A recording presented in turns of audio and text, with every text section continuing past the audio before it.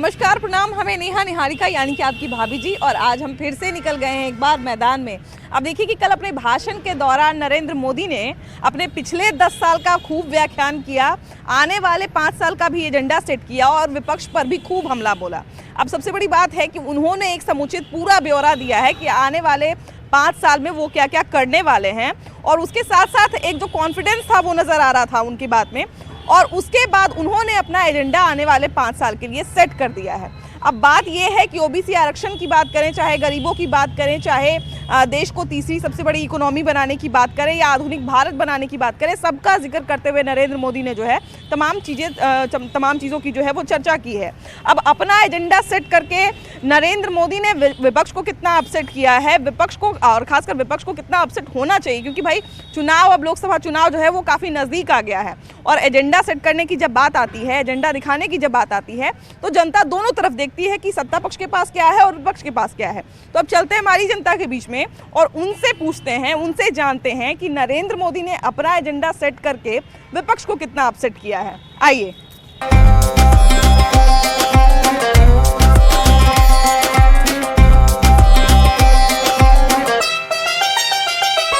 वही है कि जब कहा जाता है कि जब सत्ता पक्ष ताकतवर हो तो विपक्ष को और ज्यादा ताकतवर होना चाहिए, क्योंकि उनको जो है वो उनसे मुकाबला करना है ना। लेकिन विपक्ष इतना अपसेट क्यों नजर आ रहा है? मैडम, सबसे पहले तो आपको मुबारकबाद और सबसे आपको धन्यवाद कि आप हम लोग के बीच आते हैं, हम लोग की बात सुनते हैं, हम लोग के विचार को रखते हैं और उसको टेलीकास्ट करते हैं। इसके लिए तहे दिल से हम सबों की तरफ से आपको बहुत बहुत धन्यवाद। आपने बात कहा है कि सत्ता दल जो है अपनी जीत को श्योर मान रहा है। अगर श्योर मानता तो इतना जो षड्यंत्र कर रहा है विपक्षी दलों पर, सीबीआई, ईडी है ना, इनकम टैक्स, सारे षड्यंत्र अपना रहा है। चीफ इलेक्शन कमिश्नर को अपने कब्जे में कर लिया है। इसकी क्या जरूरत थी? इतना बड़ा इवेंट मैनेजमेंट किया अयोध्या राम मंदिर में, उसके बावजूद भी इनको डाउट लग रहा है कि हमरा 272 पार करें कि नहीं करें। कहाँ श्योर है? और संसद में, भरी संसद में कहते हैं कि हमसे बड़ा ओबीसी कौन है, जबकि और जगह स्टेज पर कहते चलते हैं कि जात पात कुछ है ही नहीं, अमीरी गरीब दो ही जात है। तो ओबीसी अपने आप को इतना बड़ा क्यों कहते हैं? वो जात पात नहीं है। फिर राहुल गांधी को कांग्रेस कितने बार लॉन्च करेगी? पहले कांग्रेस तय कर ले। एक बार तो की, 2 बार की, 3 बार की। और जब जब राहुल गांधी हमारे सामने विपक्ष में रहेंगे, हमारा सीट जो है ना 400, प्रधानमंत्री बोल रहे हैं, जनता 500 के पार भी पहुंचा सकती है। ये कोई बड़ी चीज नहीं है। जब जब राहुल गांधी हमारे सामने रहेंगे तब तक हमारा कोई चुनौती नहीं है। और जहां तक वंशवाद का सवाल है तो माननीय लालू प्रसाद जो हैं वो किसी और को मुख्यमंत्री बना दे, हम लोग वंशवाद भूल जाएंगे। अच्छा, लालू प्रसाद से याद आया कि नीतीश कुमार जो है, नीतीश कुमार एक मिनट भैया, नीतीश कुमार जो है वो इंडिया अलायंस का बहुत बड़ा चेहरा थे, है ना। एक तरह से कहा जाए कि सबसे अग्रणी भूमिका में नीतीश कुमार ही थे, है ना, सबसे अग्रणी भूमिका निभा रहे थे। अब तो नीतीश कुमार भी उनके पाले से निकल गए हैं, तो अब तो कहीं ना कहीं जिस तरह से मोदी ने अपना एजेंडा सेट किया है तो इस पे उनको अपसेट होने की बजाय और ज्यादा जो है वो ताकतवर होना चाहिए था। क्योंकि एक तरफ ममता बनर्जी अलग ताना दे रही हैं, उधर ओवैसी जो है मुंह फुलाए बैठे हैं, इधर नीतीश कुमार तो सीधा समझिए कि पाला छोड़ के उठ ही गए। तो अब तो और ताकतवर होने का समय था ना विपक्ष के लिए। विपक्ष ताकतवर है, जनता ताकतवर। जब जनता जो है ना, जनता विपक्ष से भी ऊपर हो जाता है। और जहां तक रही नीतीश कुमार की बात, तो नीतीश कुमार कितना बार गए आए तो उनकी विश्वसनीयता खत्म हो चुकी है। सवाल है कि उनकी विश्वसनीयता खत्म हो चुकी है। और जो जैसा कि हमारे कल साथी ने एक बताया, जब 400 के जब टारगेट रखे हुए तो 270 और 272 के लिए भी नीतीश कुमार को ही कर रहे हैं। सवाल है कि नीतीश कुमार एकदम फेल हो गए हैं, इनकी प्रासंगिकता खत्म हो गई है। उनको 2 आदमी टान के ये क्या बोलेंगे, क्या करेंगे, क्या होगा। आज हमारे साथ है, कल इनकी क्या कल ही कहाँ भागेंगे, इनका कोई गारंटी है। और रह गई कि विपक्ष जो है सो जनता है और जनता जाग गया है। अच्छा, भैया ने जनता की भूमिका की बात की है और बिल्कुल सही बात है कि लोकतंत्र में निर्णायक भूमिका में सबसे पहले जनता ही होती है, सबसे पहले जगह पे जो है जनता ही होती है। लेकिन जनता को दिखाने के लिए, जनता को बताने के लिए, जनता को समझाने के लिए विपक्ष को कुछ ना कुछ तो करना पड़ेगा ना, कि मैंने जो करके।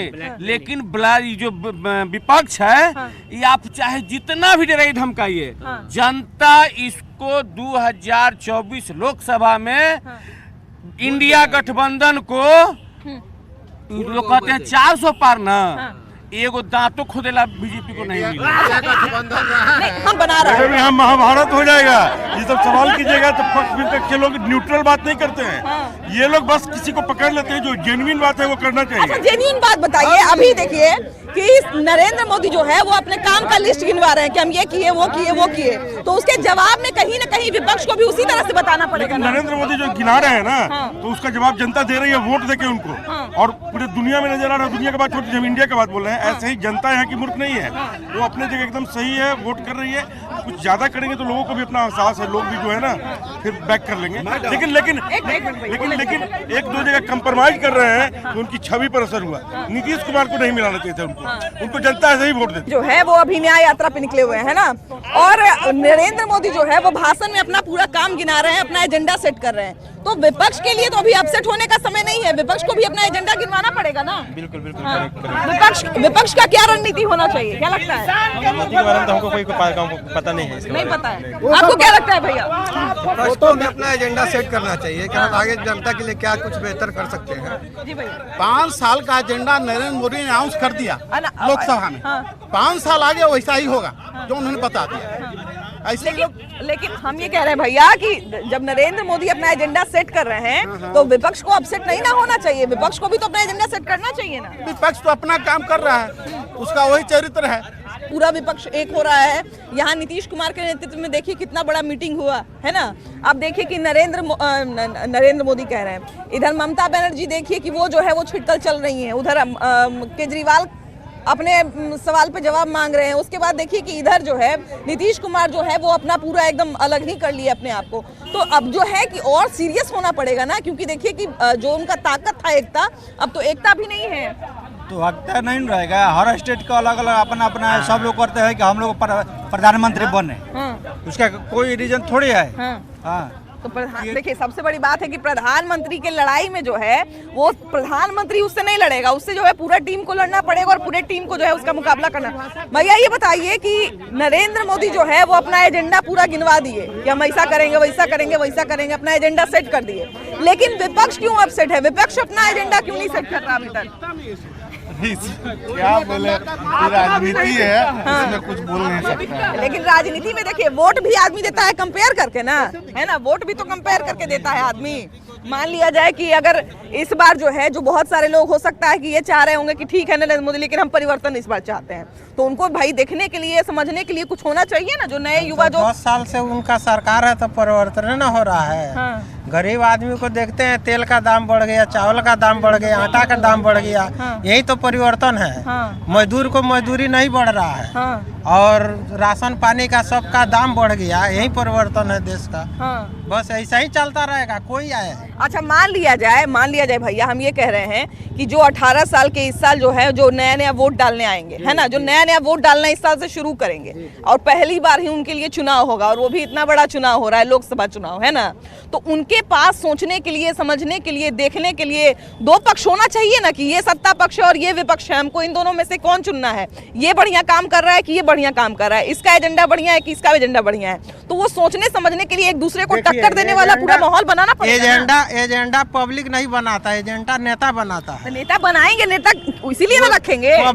पब्लिक ऐसा है कि पब्लिक का हजामत बनाने का तरीका उन लोग के पास है। हाँ। कैसे पब्लिक को हजामत बनाया जाता है, उन लोग के पास पढ़ाई होता है। और जब इलेक्शन आता है तो पब्लिक को वो अपना छुरा कैंची लेके पड़ जाते हैं। अच्छा भैया, तो कि एक बात किनको बताइए। कैसे बनाना है, अच्छा, एक और बात- हम लोग बनवाते हैं। अच्छा तो एक बात बताइए भैया कि मैंने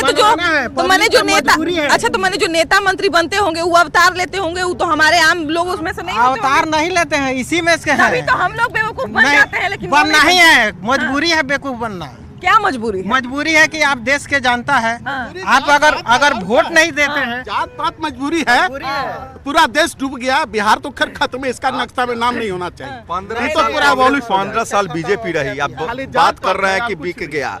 ये माने सबसे बड़का जात पात करने वाला यही लोग, भाजपा। मैडम सारा एजेंडा वही सेट करता है। देखिए विपक्ष के पास सारा एजेंडा है मैडम, इनको जब 14 साल 15 साल हम कह हमारे को ओबीसी पीएम वो तो जात पात करते नहीं, ओबीसी डिक्लेयर करते हैं। ऐसे आदमी को जात पात की बात सिखाएं, खुद ओबीसी का आदमी है वो। सबसे बड़ी दुविधा है कि पीएम, हमारे देश के पीएम कहते हैं कि मैं ओबीसी का हूँ। ये सबसे बड़ा देश का दुर्भाग्य है। हम ये कह रहे हैं भैया कि हम मेरा कंसर्न है उन लोगों के लिए जो इस साल पहली बार वोट देंगे, है ना। पहली बार जो वोट देंगे उनके लिए इस साल क्या क्या दुविधा होगा, क्या लगता है उनके लिए क्या? क्योंकि कहीं ना कहीं वो भी जो है वो नजर बना रहे होंगे राजनीति पे। देखिए पहली बार जब हमको भी वोट देना था तो हम भी बहुत उत्साहित थे, हमको भी लग रहा था कि भैया पहली बार जो है इतना लोगों ने वोट का महत्व बताया था कि हम भी बहुत उत्साहित थे। तो हम भी मतलब समझिए कि एक साल से नजर रख रहे थे कि क्या है, कैसा है, नहीं है। और 2014 में हम पहली बार वोट दिए थे, है ना। तो हम भी उस समय बहुत नजर बना रहे थे। इस साल भी बहुत सारे लोग जो पहली बार जो है वो जो वोट देने जा रहे होंगे वो भी नजर बना रहे होंगे। तो उनके पास जिस तरह से नरेंद्र मोदी अपना गुणगान कर रहे हैं तो उस तरह से विपक्ष को भी जो है वो उतना अपना एजेंडा बनाना पड़ेगा ना, ताकि उनका गुणगान भी जनता के बीच में आए, जो नए युवा जो वोट देने वाले हैं उनके बीच में आए, उनका काम आए। देखिए सबसे बड़ी बात है बीजेपी वो अब एक सेट कर रहा है माहौल। बीजेपी वाले सेट कर रहे हैं माहौल कि हमने ये किया है, इस आधार पे आप वोट दीजिए हमको, और हम आगे क्या करने वाले हैं वो पूरा एजेंडा उनका तय है। उस आधार पे वो वोट मांगेंगे और यही वजह है कि जो फर्स्ट टाइम वोटर है ज्यादा झुकाव रहेगा कि बीजेपी को वोट दे। उसके टक्कर का एजेंडा आपको नहीं लगता है कि उसके टक्कर का एजेंडा विपक्ष को भी सेट करना पड़ेगा, ताकि वोटर्स जो हैं जो जिस तरह से वो खेल खेल रहे हैं तो उस खेल में भी जाएं वो? एक्चुअली ऑपोजिशन के पास वैसा कुछ है ही नहीं। वो कुछ डिकोड कर ही नहीं पा रहे हैं, इस चीज को डिकोड कर ही नहीं पा रहे हैं। देखिए जनता का वोट पाने के लिए तो जनता के अब देखिए लोग पैर में खड़े खड़े गिर जाते हैं, है ना। तो अब पैर में खड़े खड़े गिरने से वाला जमाना तो है नहीं, जनता भी सोच समझ के वोट देती है नहीं। तो गिरने से काम नहीं चलेगा, काम को उठाने से काम चलेगा, है ना। तो काम को उठाने के लिए कुछ करना पड़ेगा ना। हाँ तो उठाना पड़ेगा, लेकिन क्या हो रहा है, बीजेपी आया अभी 18 साल का एज है, वो देख रहा है जो बच्चा का आगे हमारा भैया का नौकरी मिल रहा है कि नहीं मिल रहा है, 15 साल से क्या कर रहा है, कितना आदमी को नौकरी दिया, कितना बेकार समस्या बढ़ा, ये तो सब समझेंगे तब ना वोट देगा वो। अभी नौजवान है, सब इंटेलिजेंट है, सब ऑनलाइन काम करता है, गूगल पे चलाते हैं, फोन पे चलाते हैं, डिजिटल है, तो वो लोग सोच समझ के देंगे ना। आगे का भैया का क्या हुआ, मेरा चाचा का क्या हुआ, 10 साल से कुछ हुआ? हमको ये लगता है ना भैया कि आजकल का बच्चा लोग अपने भैया दीदी को नहीं देखता है। आजकल के बच्चे का, हर बच्चे का, हमारे ही घर में जितने बच्चे हैं उन सबका अलग अलग विजन है ना। वो सारे जो है अपने अपने विजन से अलग अलग चलते हैं और कहीं ना कहीं विपक्ष को जो है वो उस चीज में घुसना पड़ेगा। भैया ने डिकोड करने की बात की है, जनता के मन को डिकोड करना पड़ेगा, है ना, कि जनता के मन में क्या है, जनता का वोट हम कैसे ले लें, है ना। आप भैया पहले वोट दिए हैं कि नहीं? हाँ दे चुके हैं। हाँ। अच्छा ये बताइए किसको वोट दिए ये तो नहीं पूछेंगे, लेकिन आप किस आधार पे वोट करते हैं? मैम सबसे पहले वोट जो है वो बेरोजगारी जो मुद्दा है उस पे होना चाहिए, रोजगार पे होना चाहिए, क्योंकि जितने भी जो हमारा देश है इसमें युवा पीढ़ी का संख्या बहुत ज़्यादा है। तो इसलिए जो है सो मेन जो है वो रोजगार पे होना चाहिए, पहली बात। और दूसरी बात है कि धर्म है ठीक है, लेकिन धर्म जो है वो मैम वो लोगों का निजी मामला होता है। ऐसा नहीं है कि कोई हमको बोलेगा तभी हम राम नाम जपेंगे, वो किसी का भी निजी मामला है। तो इस पे भी जो है सो विचार करना चाहिए कि इसको पॉलिटिकल मुद्दा ना बनाएं, पहले। दूसरी बात और तीसरी बात है कि जितने भी लोग हैं या जितने भी टाइप के लोग हमारे देश में रहते हैं वो सारे इकोनॉमिकल बेस पे अलग अलग है, कास्ट बेस पे अलग अलग है, तो सोशल बेस पे अलग अलग है। तो उनको सब लोग अपने हिसाब से प्रॉफिट खोजते हैं और अपने हिसाब से पार्टी को चूज करते हैं। तो इसलिए कि देखिए बीजेपी वाले ऑलरेडी कह चुके हैं, उनके नेता कह चुके हैं कि हम सब लोग को रोजगार नहीं दे सकते हैं। उन्होंने बहुत सारे स्कीम्स प्रोवाइड किए हैं जिससे आप MSME में मतलब स्मॉल बिजनेस में आप जा सकते हैं, वो उसको फंड एलोकेट करेंगे, आप अच्छे से बिजनेस कीजिए। आप जितना भी अभी युवा है जो भी नए नए हैं, आप एक चीज ध्यान दीजिएगा, सब बिजनेस एंटरप्रेन्योर बनने के ये में है। और इसमें बड़ा अच्छा भी लगता है। हाँ ये बहुत अच्छा है। सबसे बड़ी चीज़ है कि गवर्नमेंट बहुत सारे प्रोग्राम निकाल रही है जिससे आप इजीली आपको फंड मिल जाएगा। आप अच्छे से थ्रू आउट आप अच्छे से बिजनेस कीजिए, हम आपको फंड देने के लिए तैयार हैं। और बहुत सारे स्कीम तो आपको बोर्ड पे मिलेंगे, एडवर्टीजमेंट के थ्रू पता चल रहा है कि हमारे यहाँ जो है आप छोटे से छोटे और बड़े से बड़े सब का सब आप बोल रहे हैं कि मोदी जी की जो सरकार है ये कहीं से भी गड़बड़ नहीं है। इसलिए गड़बड़ नहीं है कि जब से बनी है 10 साल हुए बने हुए, 10 साल में प्रोग्रेस ही हो रहा है। तो जो लोग अगर विपक्ष वाले अगर बोल बोल रहे हैं उनको सोचना चाहिए कि समय देना चाहिए। अगर 10 साल समय दिए हैं, 5 साल और समय दीजिए। अगर इम्प्रूवमेंट होता है तो हम लोग के लिए, जनता के लिए अच्छा क्या कह रहे थे भैया आप? हाँ। कह रहे हैं कि ये जो हमारे नरेंद्र मोदी है सबों के प्रधानमंत्री है, पक्ष विपक्ष सब। अब हम लोग का रिक्वेस्ट यही है कि 10 साल उनका हो गया, अब कुछ काम करके दिखलाए, माना कल्याणकारी काम करेंगे, काम पब्लिक ये हमारे भाई साहब कह रहे हैं कि काम करके। एक मिनट, तो अब हम करवद्ध प्रार्थना करते हैं प्रधानमंत्री जी से कि अब नौजवानों के लिए 2 करोड़ रोजगार का जो आपने ये दिया था, है ना, जो आपने प्रॉमिस किया था, वो कहाँ है? आप कोशिश कीजिए कि 20 करोड़ जाते जाते जो है ना, हमारी शुभकामना है कि आप जीतिएगा, जो षड्यंत्र अपराध है जीतिएगा, लेकिन नहीं है कि मतलब वो तो अपने आप पे भरोसा कर ही रहे हैं, आप भी उन्हीं पे भरोसा कर रहे हैं। नहीं, प्रधानमंत्री है ना, हम चाहेंगे लेकिन काम करें। ये चाह रहे हैं कि नरेंद्र मोदी ही आवेंगे, उसके अलावा कोई दूसरे नहीं आवेंगे। शुभकामना दे रहे हैं, और आप शुभकामना दे रहे हैं। हाँ, रिक्वेस्ट है कि आए तो काम करें। हम नहीं चाहेंगे तो फिर भी आएंगे वो, ठीक है ना? तो आप लोग चाहिए ना जी, आप लोग क्या कह नहीं रहे, आप लोग चाहिए एजेंडा सेट करिए, अपने आप को अपना और बढ़िया से एजेंडा सेट करिए, जनता के मन में घुसिए, युवाओं के मन में घुसिए। अब जब से घुसे हुए, लेकिन घुसने देता ना, घुसने ही नहीं दे रहा है। तो मेरा रिक्वेस्ट है, जनता को भी तो उसमें करना होगा, उनको भी तो। आप लोग भी बीजेपी ज्वाइन कीजिए, बीजेपी ज्वाइन करके नेता लोग का साथ दीजिए। विरोधी दल को ऐसा फार्मूला लाना चाहिए ताकि मैथमेटिक्स का हिसाब सॉल्व हो जाए। कौन पार्टी में थे? अरे हमें बाबू का छोड़िए ना, वो तो पहले का पार्टी में थे। पुराना कोई पार्टी है? कांग्रेस सब कहाँ चला गया? अच्छा एक बात बताइए, एक बात बताइए, पुराना की आप बात कर रहे हैं, ये थोड़ी लेना है, वोट देना है। पुराना तो बढ़िया है। नहीं, अच्छी बात है। हम लोग बहुत उम्मीद के साथ नरेंद्र मोदी को वोट दिए थे, इसलिए कि नहीं बदलाव आए। देखिए यही गलती है, आप लोग सपोर्ट करते हैं, किसी और को वोट दिए हैं नरेंद्र मोदी को। शुरू में 2014 की बात हम कर रहे हैं, 2014 की बात हम कर रहे हैं। सबको ये आशा और विश्वास था कि कांग्रेस के जो भ्रष्टाचार है या जो भी उसमें कमियां हैं, उसके विरुद्ध ही काम ऐसा करके दिखाएंगे कि एकदम चमत्कारिक विकास होगा यहाँ। और लोग कहे कि हाँ, कोई एक बहुत चमत्कारिक पुरुष आ गया। अच्छा भैया, एक मेरे मन में बात आया है, आपने कांग्रेस के विरोध में नरेंद्र मोदी को वोट दिया था, है ना?